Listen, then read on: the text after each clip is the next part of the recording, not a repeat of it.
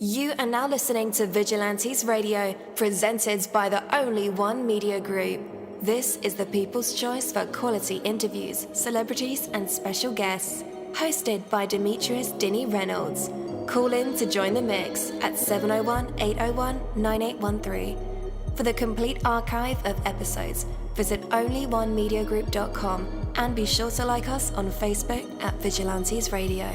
We welcome all. Enjoy the show.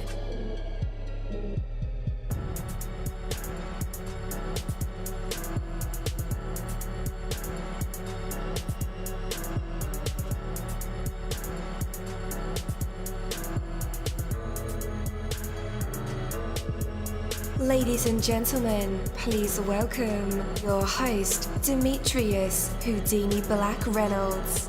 Enjoy the show. Yo, what is up, guys? Welcome to another incredible episode of Vigilantes Radio Live right here on iHeartRadio.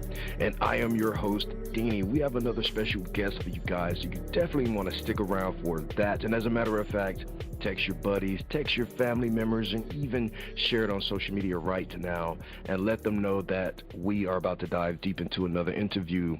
Before I bring my guest on, I do want to say that living positive is more than just repeating a few, upbeat slogans or motivational speeches.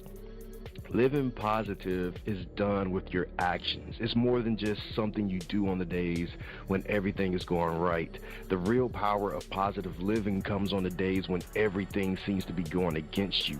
There is always something you can do to add positive value to your life and to the world around you. Even when life does not seem to be cooperating, there is always something positive you can do. The small but consistent acts of positive value repeated again and again are what bring real and lasting treasures to life.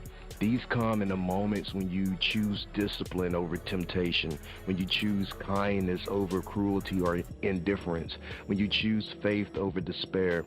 Such positive choices are always available to you regardless of the circumstances of the moment. So make those positive choices, the big ones and the little ones, every chance you get, and they'll add up to something great. Take that from me, Coach Deanie. That is my word. Are you ready?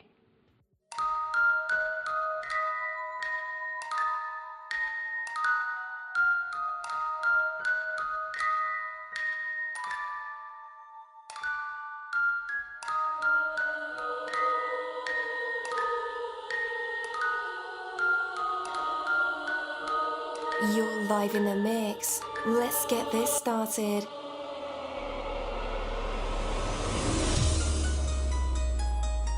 Hey, again, welcome to the show. You're listening to VRL, that's Vigilantes Radio Live, right here on iHeartRadio. And I am your host, Deanie. Our interviews are designed to go beyond music, news, books, art, acting, films, technology, education, entrepreneurship, entertainment, and sometimes even past that thing that we call the ego. Our interviews are designed to go behind the scenes and enter the minds of these awesome human beings. The ones who are out there giving it their all for me, for you, and for the world. Well, ladies, gentlemen, and other pronouns, today we have a truly larger-than-life guest on Vigilantes Radio Live. He's a criminal defense trial attorney, a cannabis industry pioneer, and a radio entertainer personality who has represented over 5,000 defendants. With this innovative street lawyer services brand, Lonny is at the forefront of the cannabis movement on the East Coast. His unique journey from the courtroom to the cannabis world has made him an icon in both law and in culture. So please welcome the one and the only Lonny the Street Lawyer. Yo, welcome to the show. Hey, my man, are we on? Yes, sir, we are on. What's up? This is the real deal, baby. Yes, sir, you are. Hey, man, thanks for the kind words about me, and thanks for your uplifting message. Thank you. Yeah, I appreciate that. So what's going on, man? How you want to get into this? we have some crazy questions for you. We have some real questions for you just to get to know you. But I did have 3 questions to come in from listeners. First of all, they want to know, if reincarnation was real, which animal would you come back as and why? That's easy. White Bengal tiger. You know? Yeah, because they're just so rare and unique, and everybody wants to see them. Yeah. You know, and it's just like when you go to the zoo, you know, at least when I was growing up, it was all about one thing, man. The white Bengal tiger. You know, we didn't give a damn about the ones that look like a deer, but it's not a deer, it's from Africa or something. You know that one? Yeah. You see it at the zoo, you know? Mm-hmm. And then the ones that kind of look like big dogs. We don't know. We wanted to see the white Bengal tiger. Yeah. And now it's the pandas. You know, Yeah. but before it was the white Bengal tigers, man. But again, I had no preparation for this question. But anyway, white Bengal tiger, man. That's my final answer. Cool deal. Number 2. Yeah, man. If your life was a Netflix series, what would you title the first episode, and what would it be about?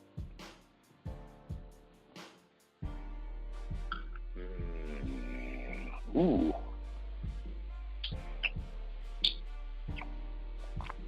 The Nightcrawler. The Nightcrawler. Yeah. The Nightcrawler. What would that be about? About everybody's secret life. Because I think everybody has a Nightcrawler aspect. Maybe they don't crawl at night. Or they have a separate, and it might even be internal and barely ever gets out. You know? I think everybody got a secret life. You know, like a secret person who they really believe they are. You know? Yeah. And it's a complicated thing, you know, but I think that. What do you think about that? Yeah, it's definitely a secret life. Growing up, I used to think I was on camera all the time, so I was a different character every day. Really? Yeah, like the Truman Show. You know, you ever seen that movie? Oh yes, the Truman Show. And like everything's a setup, right? Yeah. That's how I should think my life was. Like there's a camera everywhere. Well, you know, and it's like, you know, we have to think of things in 2 ways because, yes, we have to think ourselves as special and unique and someone who can really make a difference, someone who was touched by God in a way. But we also got to recognize at the same time that we can all get hit by a car and die the next day and nobody gives a fuck and we're all buried with nothing, right? Yeah. So, you know, we have to reconcile that. Not even reconcile that, but we have to live both. To be the best person we can be. That is true. You know, because yes, you are the center of attention, and there's also everybody else in the world is also the center of attention. But you're also the center of attention, right?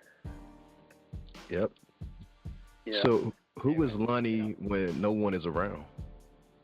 See, Lonny has many different lives. I've had many different lives. So, you know, I was born and raised in Miami. Oh, wow. And, you know, kind of wild life out there. Nothing crazy, but it was around me, and I just was very excited about life. I went to Stanford for undergrad, and had a certain mindset about me as a Miami boy in Stanford.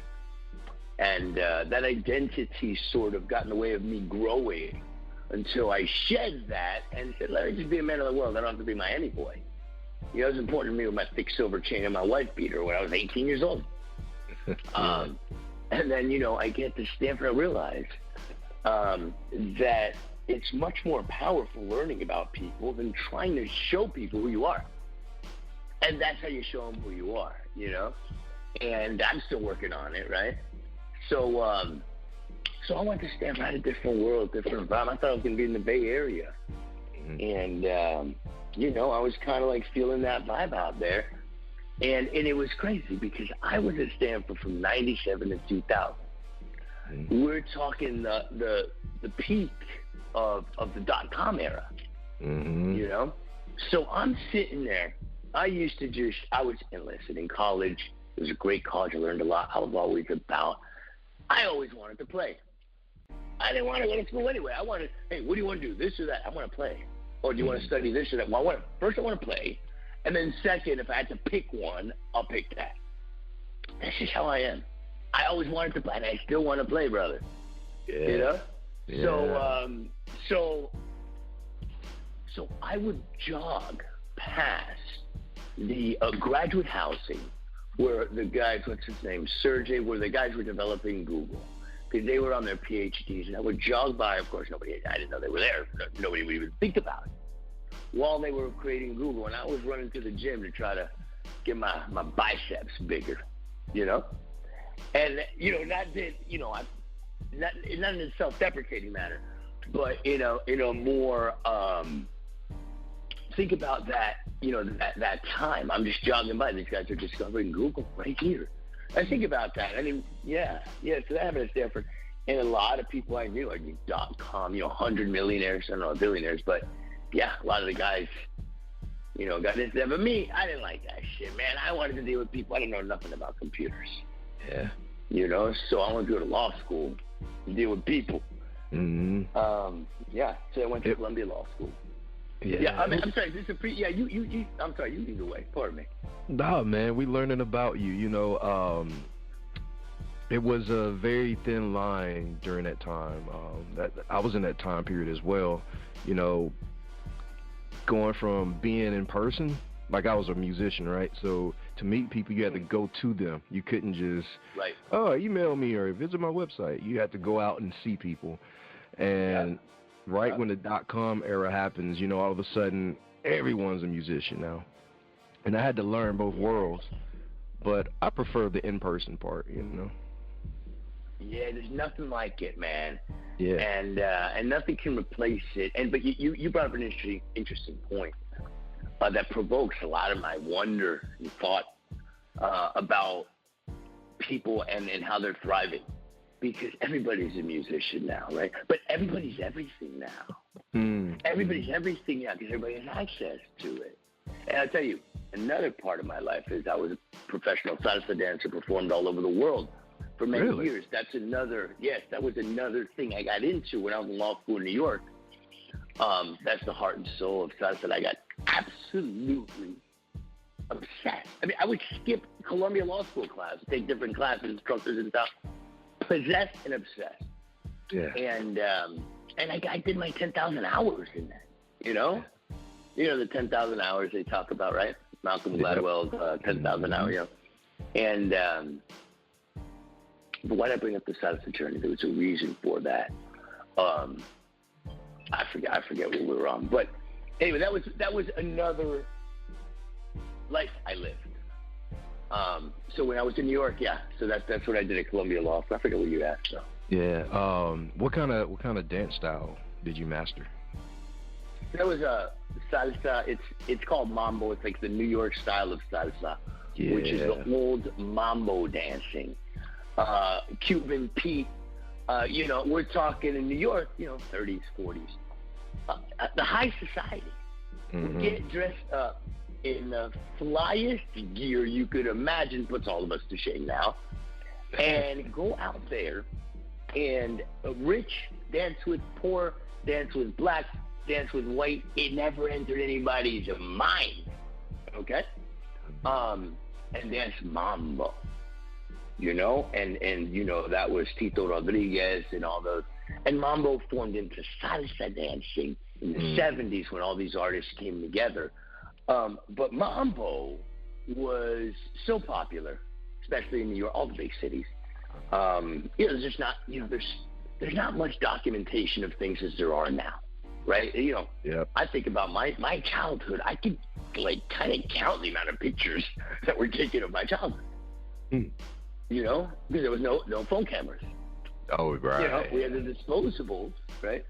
But so mambo dancing and salsa so became very, you know, it's still popular. It's a beautiful dance. It's a sophisticated style of music, and it's a very big community builder. So I was possessed and obsessed with that for a while. Then I got married, at least to the other life. Yeah. Do you still dance? Yeah, whenever I get a chance, absolutely, nice. I go out and dance. And, you know, whenever, like, you know, if a woman is, you know, if I'm dating a woman and we're passing a large amount of time together, she's going to dance too. You know, because that music's always on. It's always type of music.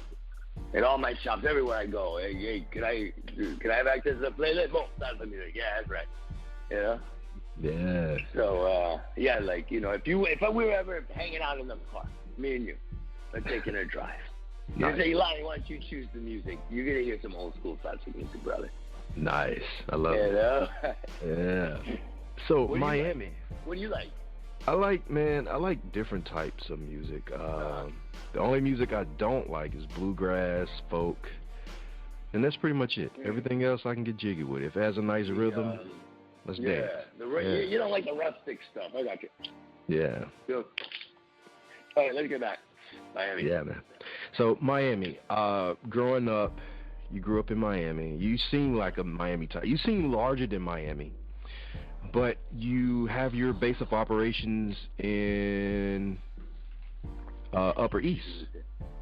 Yeah, correct. I'm in D.C. And, you know, I grew up in Miami, went to a large public school. Middle class. Mom was a teacher. Dad was in and out of work.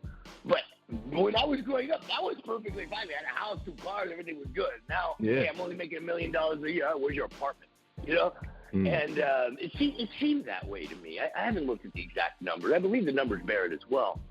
But that's a whole different conversation. But we were very socially competitive.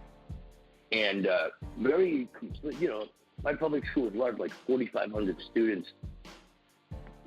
Every kind of person, all kinds of stuff, all kinds of adventures, good and bad. And but it was a very myopic provincial culture. And it still is, although it's broadened now.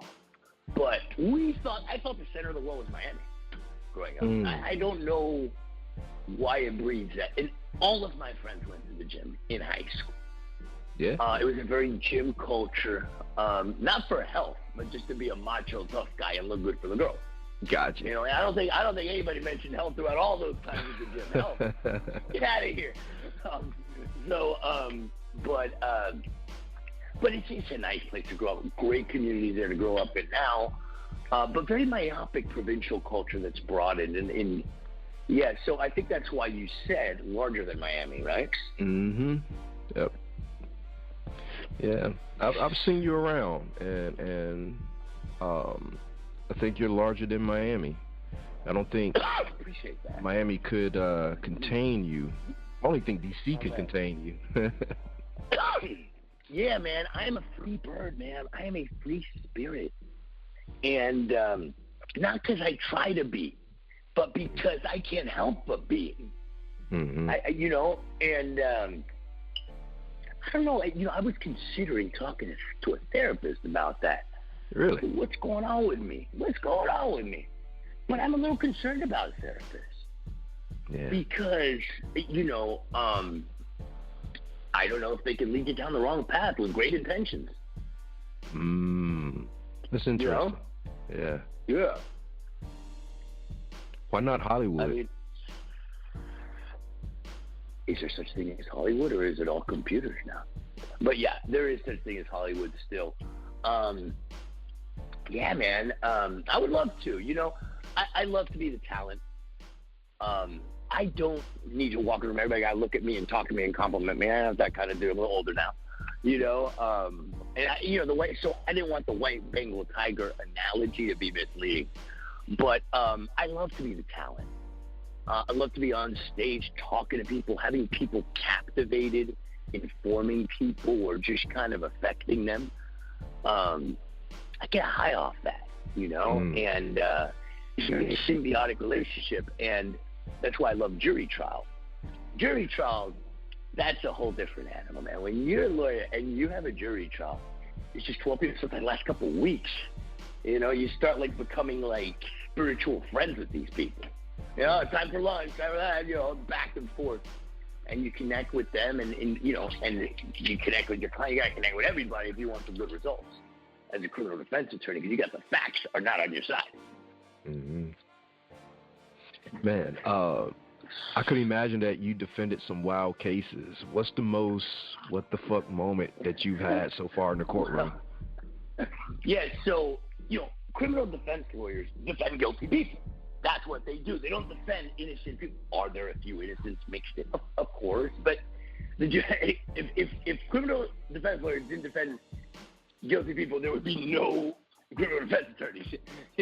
Right. That's why they're there when people get in trouble.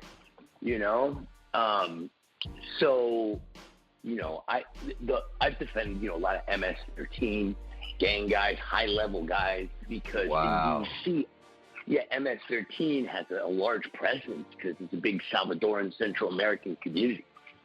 So, in fact, outside of Los Angeles, DC has the largest MS-13 presence. So, they are gang in the Latino communities in DC, and they operate very strictly and very violently, and they cause a ruckus within their own communities.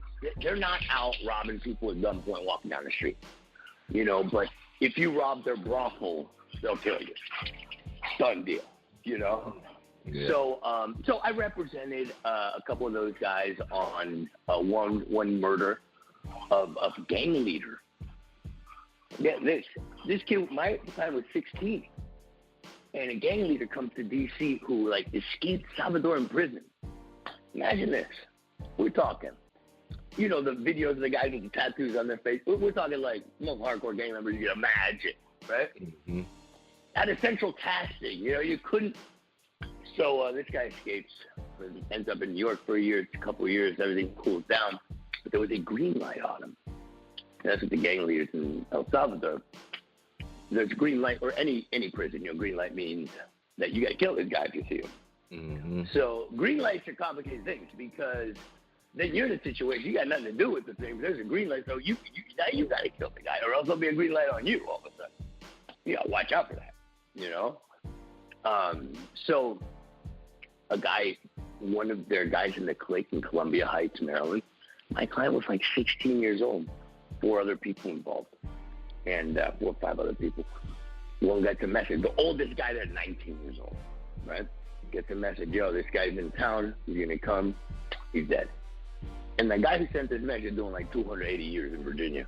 Mm. And, this guy was the guy who sent the message was forget out of a movie.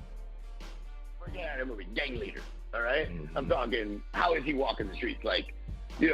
This kind of thing. And, so, he was walking back from, I forget, they lured him into a bit of an outing, and then they went to a friend's house. They're walking him back. And one yokes him up, and the other take out butterfly knife. Pop, pop, pop, stab him to death, man. Oof, it tore him up. And my client was part of that group. So, think about this guy was in Salvadoran prison. My client, 16 years old, killed the guy. Man. So that shit was wild. Yeah, that's wild. Wild. But the wildest case I had was a child porn case. That shit to change that's a different kind. Look, the real criminal defense attorneys aren't defending fun mafioso cases all the time. They're doing that shit. Mm. That's the gangster shit, criminal defense attorney, not the murder and robbery. I had nothing. The child porn shit, woo! So I had a big child porn jury trial, and at the end of the jury trial, in the conclusion, they brought in 100-inch screen. You've never seen a screen this big. I didn't know screens this big exist in this world. Mm. They roll it into the courtroom, all right, on the closing day, in their closing, and just publish right there on the screen for all the jury to see images of baby porn. Man. Yes. I kid you not, they're crying. So, I've been through that shit, too. That's kind of wild. Yeah, man. That does something to you, doesn't it? Well, you know what does something to me? When a guy looks at me and we have this connection, he knows it's a very, very bad situation. He knows he's fucked, and I'm just bro, I'm on your team, man. Got you, bro. All these people want bad things to happen to you. Not me, bro. Not me. I got you. And there's something so special about fighting for somebody. Are they good or bad? you know, your job's not to judge them, of course, but there's something so special about finding somebody who's just in a really bad, fucked up situation. Whether they deserved it or not, that's not my question. This man is in a fucked up situation, and my job is to join this fucked up team. You know, this drowning ass boat, and get on that shit, you know? Not get on that shit in the way that I gotta do the time. You know, I appreciate that, but it's just, you're always the underdog. You're always the underdog. You know, and it's got me, like, whenever I see a mob on anything, I'm like, all right, I'm going against that mob. I don't like that. You know? Yeah. So, yeah. Yeah, so I could imagine that, you know, the people that you're defending, they're probably alone in this situation, and you're offering them a partnership. Yeah. Did you always practice this way? Well, I had like the best training program you can have, because I started as an intern with Samuel Delgado, who had over 200 murder trials in D.C. Oh, That's wow. like DC Public Defender's Office. It's like the best defense attorneys you'll find anywhere in the world. And so, you know, it's a very prestigious, some of the best trial attorneys come from there. And he was just a star in the 80s, and there was like 700 murders a year. And he ended up in Montgomery County, and I went there as an intern, and we just locked in. And I mean, you know, he was my mentor. I just walk around with him for 6 months, learning the ropes, and go on the jury trials with him, and just watch him do amazing things. So then I got a job at the public defender's office sorry, my dog is breathing and chasing me. I got a job in the public defender's office in Baltimore City. So, which was, you know, murder capital of the United States when I was there. It was wild, filming The Wire, you know, very real deal. And just awesome. So, so I learned with Samuel Delgado, and then I learned as a public defender in Baltimore City, where I would have 40 bail reviews a day, no problem. And every day, we all did. And, you know, we were in the jail. I was in the pod with every single day, no guard. They opened up the pod door, I walked in, 60, you know, inmates. No handcuffs anywhere. No, you know, the guards outside. And that's how we did it. So it was they don't do it like that anymore. So I represent so many people in Baltimore City. There were so many people arrested, you know? And they got like 75% of the inmates in Maryland are from Baltimore, 80%. And, you know, a lot of very difficult situations in Baltimore. You know, the drug addiction is something I've never seen before, you know? But it's great people, too. It was a great city. And so I learned there, and then I opened up a private practice. After I did that for a few years, learned the ropes, and really service the Latino community, because I speak Spanish. You know, my dad's from Mexico. Nice. And, yeah, so that's what I did. And I was sort of like, you know, the high-profile mafia Latino attorney, you know, in D.C. for a while. So you're Latino, you get into some real trouble. That's what you call me. There's a couple other guys, too, bigger, better, too, of course. But, and so I was contacted by iHeartRadio, not iHeartRadio, the radio station, DC 101, which is an iHeart affiliate. And I was on the radio from 2014 to 2019 as Lonny the Street Lawyer. And I would say so I was on DC 101 where they were still listening to radio. I did that once a week for 5 years. So it was like a thing, you know? They let me, bro, nobody gave a fuck what I said. I didn't remember what I said on that, but people were listening, and it became like a thing, you know? So basically when I had this opportunity to open weed business in the gray area market, I parlayed the brand, Lonny the Street Lawyer, and made Street Lawyer Services. So kind of what we did. Yeah. So when did you venture into cannabis? 2019. Remember, it's my days in the criminal defense community. I met a lot of people, you know, and all kinds of people. And you know, D.C., bro, it's a small town. It's a small town. When I was in the city of D.C., I wasn't involved in the lobbying and the politics, although, you got to get involved if you move up, you got to get involved in a little bit of that at some point, which is kind of annoying. But, I was involved in the city. You feel me? Not that part, the city. People live in the city, and, D.C., which is a cool city. And so I met a guy, and he said, "You want to do this?" And I said, "Yes." So we opened up a shop, and D.C. had a law where it was legal to gift. Set it in the statute. So we took it hard. And what we did is we didn't sell weed. We sold legal coupons. And we gifted the weed. The weed was all a gift. So we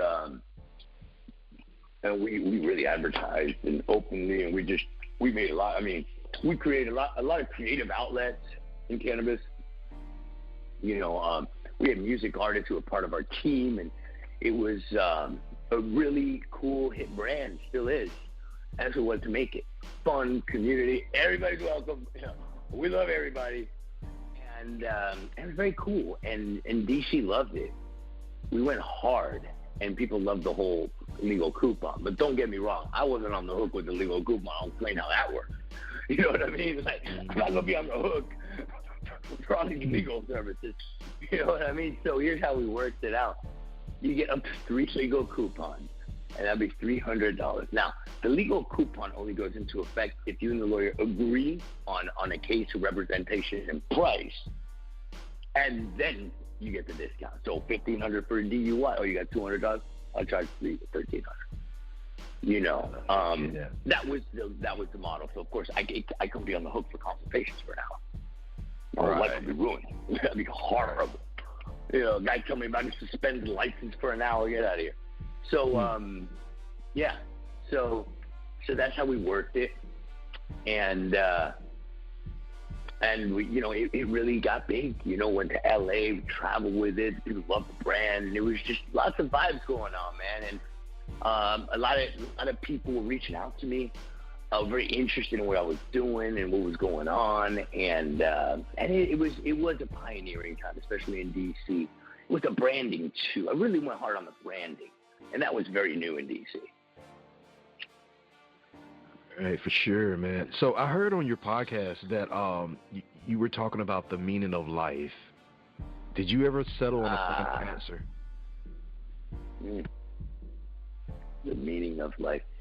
I think it's to have a good time. Now, to have a good time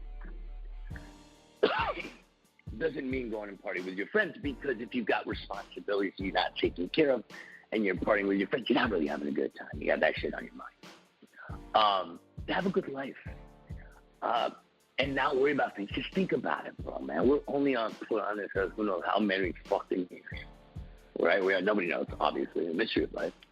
And anything can fucking happen. And, what is the meaning? Even, I think about this. So I'm a philosopher. Even for me, well, why don't you create a legacy? Okay, well, let's take a couple steps back. Your legacy is nothing. I don't care. You have hundreds and hundreds and hundreds of people of years in royalty. In a couple hundred years, that won't matter anyway. So, to devote your life to legacy is not wise. In my opinion, it's not wise. Devote your life. You are lucky as hell to be on Earth, man. You're just a living organism. There's one ride, baby. We're all in. We're all in. All in. Have a good time, man. Have a good time, bro. That's what matters, because that's what matters. Because, and you know why it matters so much? Because our life don't really matter that much. In the large picture. And that should not be a depressing thought. That needs to be a liberating thought. Yeah. Don't take your legacy too seriously. I'm not talking to you personally. Just sort of, don't take your legacy so goddamn seriously and have a good time while you're on Earth. I'm not saying neglect responsibilities, this whole balance thing, but I needed to say that, what impact I have on it. What the fuck is that? Well, enjoy your life. Enjoy your life. Yep. Absolutely. I'm with that for real. Yeah. Oh, yeah. I'm with that for real. Man, cannabis is something else. Has it ever helped you discover any wild personal truths or deep revelations?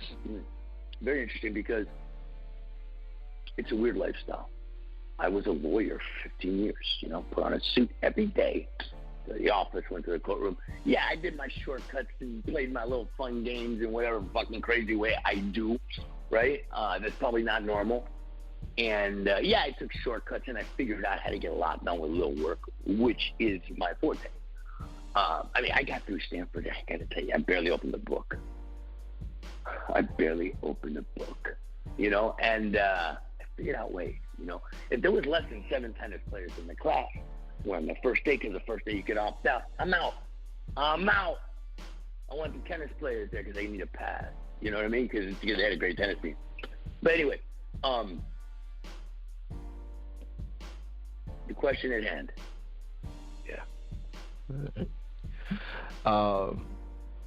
Okay. Question at hand. What is the question at hand? I'm sorry. Have you discovered any personal truths or deep revelations from, you know, cannabis? What it's done is created a lot of time for me. And it has sort of changed up my life schedule-wise. Because I create these businesses, I work hard at times, and my labor is not necessarily needed. Because the way it's set up, I really, you know, I set it up so I don't really need to be on the day-to-day. You understand? So I've had to deal with myself a lot and figure out what I want to do and who I want to be. It's given me time to philosophize. But you learn very different skills. You learn that being a lawyer does not make you a good businessman. You know? And you learn a lot of sharks in the water. You know? You learn that. And you know, business teaches you hard lessons. Like, you ain't doing something right, the revenues will show it. Like, your money will get fucked up real quick. Yeah. You know? Real quick. You know, business is a very direct thing. Like, you know, so it teaches you quick lessons. And I'll tell you what, this is interesting about business.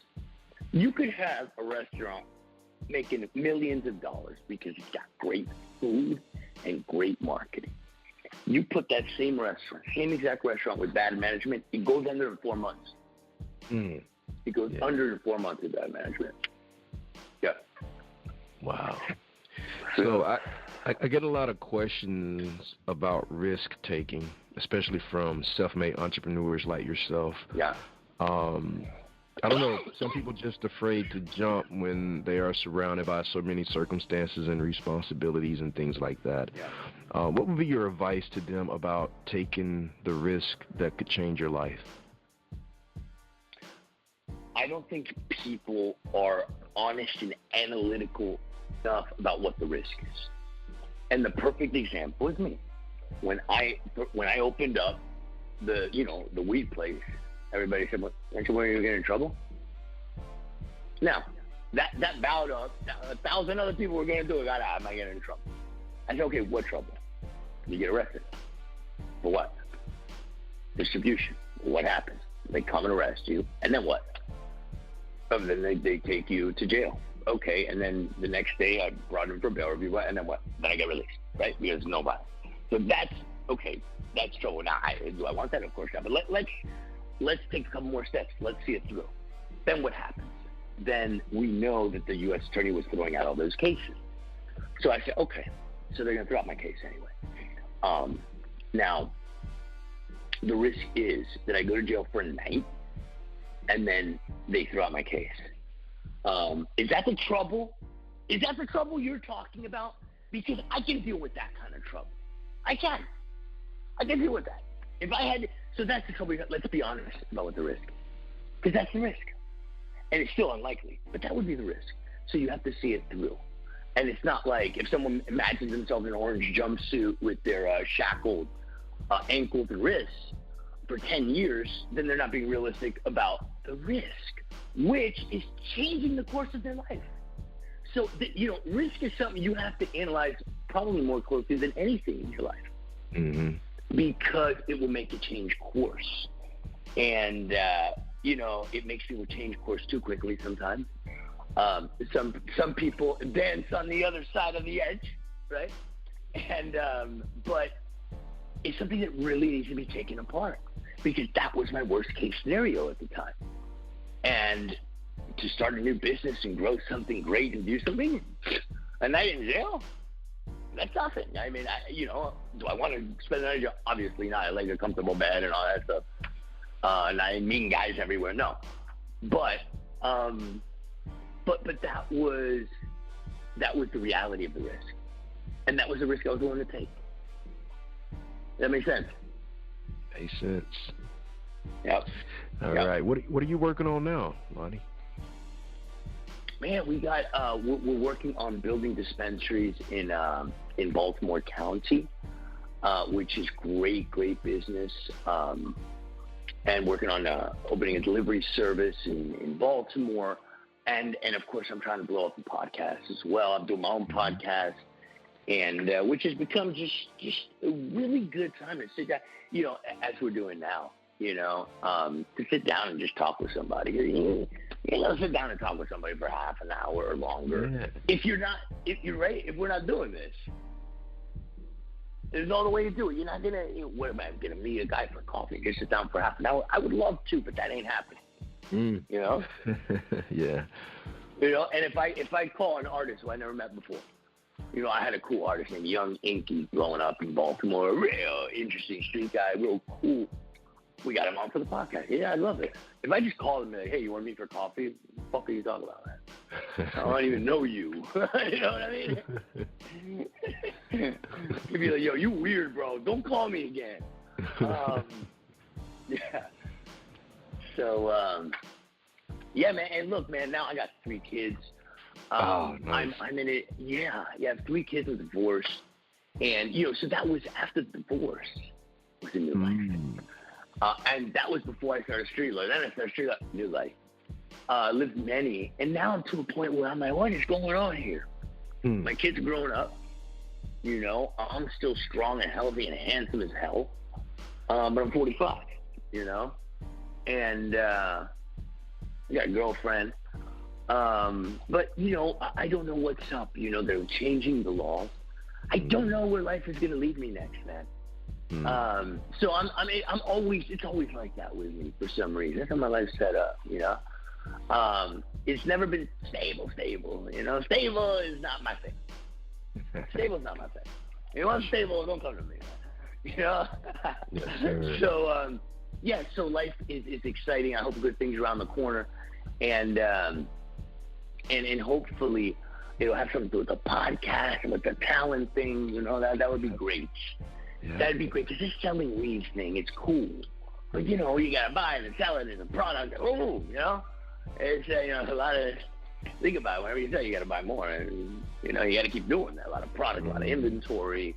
It's a real business, serious business, I like philosophizing and talking like we're doing now. Yeah. If I could make that my business, that would be ideal. Yes, sir. Mm-hmm.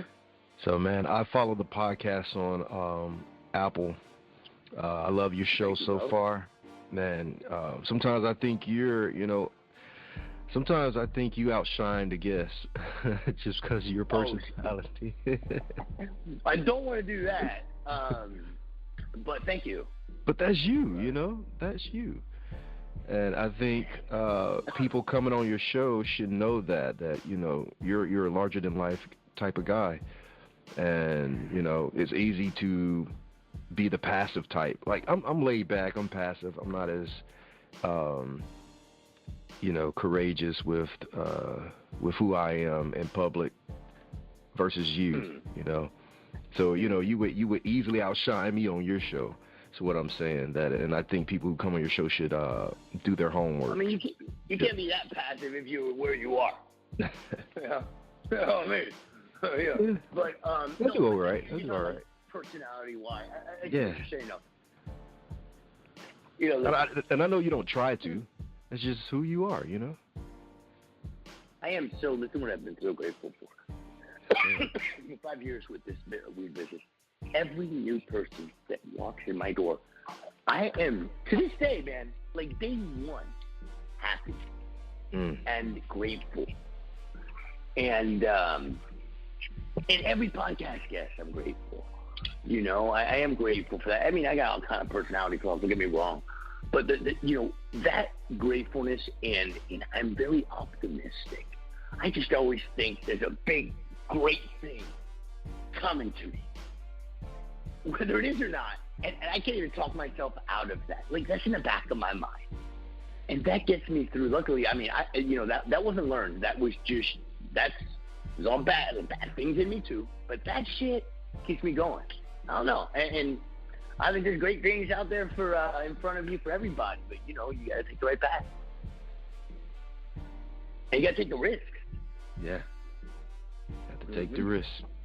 Yeah, baby. All right, Lonny, before we let you go, where can our listeners connect with you online, and where can they check out your show? Yeah, man. So my Instagram page is a great way to reach out to me, Lonny the Street Lawyer. There's also a Street Lawyer Podcast Instagram page, and that's the best way to reach out to me. And also just subscribe on the YouTube page, Street Lawyer Podcast. It's called Street Lawyer Podcast, and Apple, Spotify, whatever. You can do a program. It's on all of them.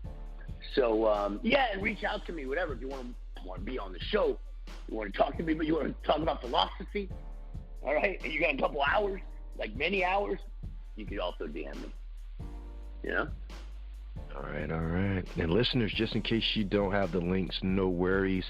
I will have them in the description of this episode and in the show notes. So all you guys have to do is just click the links. I want to thank you so much again, Lonny, for being our special guest tonight. It was truly an honor just getting to know you and just, asking these questions. I'm so flattered, brother. Thank you for including me. Appreciate it. Yes, sir. Take care and have a wonderful night. All right. You too, man. Take care. Thank you. Bye. Hey, what's up, long time? I forgot to mention that, by the way, this is Deanie, Vigilantes Radio Live. VP of Operations for Busy Bone from Bone Thugs and Harmony, blah, blah, blah. Anyhow, Only One Theory dropped a new single. It is called La Jefecita. It's on Spotify. As a matter of fact, it's on all major platforms. You should check it out right now. Oh, and by the way, there's also a visual on YouTube. It's hot. Check it out today. OnlyOneTheory.com. Check that out too. Peace.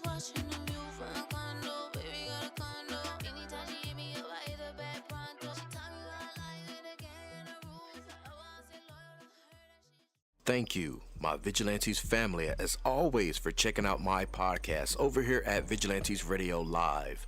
All episodes are available for free download, and you can grab it from either Spreaker.com/Only One Media Group, Spotify, Castbox, iHeartRadio, iTunes, YouTube, the app Podcast Addict, or over at our website, which again is onlyonemediagroup.com, and that goes for every single show that we've ever aired. If you like to request some music or send something for me to play, email it to vradio@onlyonemediagroup.com. That is V as in Victor. And here's my disclaimer: we are genre free, we do not judge, and we absolutely do not base our opinions on hearsay but facts alone. And actually, scratch all of that, because all of my opinions are always right. That's the bottom line. This is my show, so deal with it. Just kidding. On behalf of myself, Deanie, I appreciate all you guys for tuning in, either afterwards or live with us. Spread the word, because sharing is caring. We stepped up our game just for you guys and our guests to make sure that you have the best experience here on our show. Be sure to connect with me on Facebook, Twitter, Instagram, Tumblr, Snapchat, TikTok, at all social media sites, as well as Spreaker, YouTube. We always follow back. Okay, well, just remember to put yourself into everything that you do and never stop investing in yourself. Peace, love, grilled cheese, and talk with you later.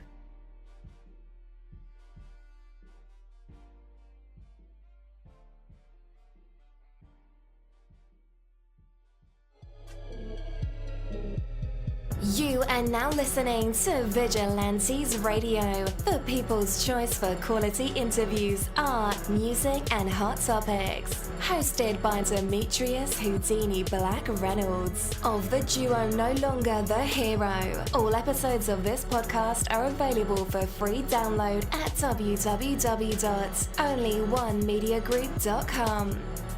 This is a Seventh Sign Regime Rebirth Worldwide Syndicate exclusive.